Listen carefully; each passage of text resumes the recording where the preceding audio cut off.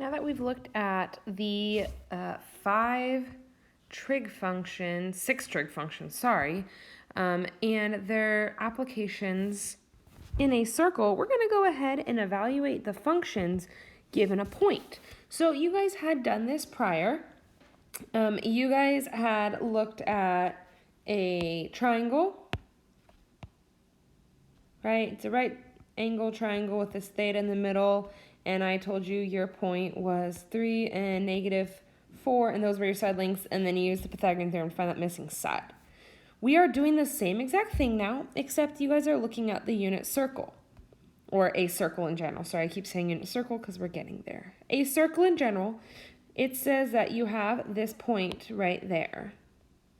And that point is at -4, 3.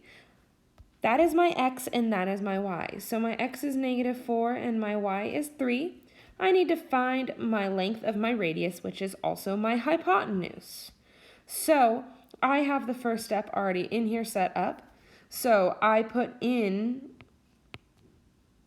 well, that's the same thing as r equals the square root of x squared plus y squared is the same thing as saying r squared equals x squared plus y squared. So I plugged in the x and the y, and that's going to give me the square root of 16 plus 9. Square root of 25 is 5. So my radius is 5.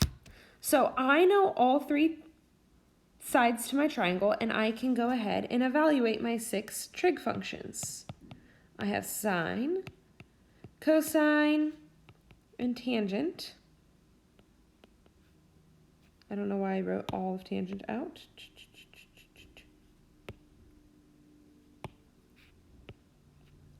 Then I've got cosecant, secant, and cotangent.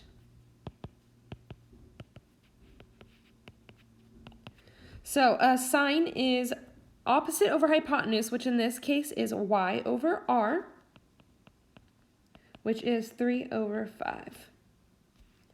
Cosine is x over r, which is -4 over 5. Tangent is y over x, and that is 3 over -4. Now we have the reciprocals, so we're going to flip them all. 5 over 3, 5 over -4, and -4 over 3.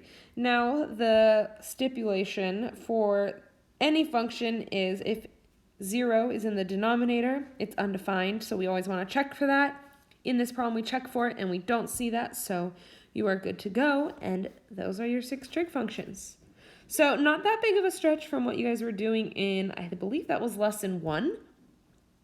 But now we're looking at an actual use within a circle, which is going to lead us to the rest of this unit.